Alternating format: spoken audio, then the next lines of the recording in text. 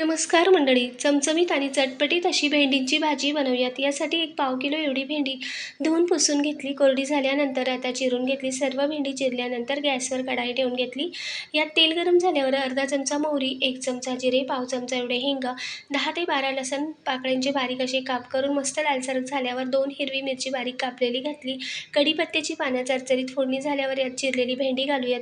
उलटपालट करून 1-2 मिनटं मस्त अशी भेंडी परतवून घेतली. आता यात काही पावडर मसाले घालूयात. पाव चमचा हळद, अर्धा चमचा लाल मिरची पावडर, कुटलेली मिरची घालू शकता, चवीनुसार मीठ.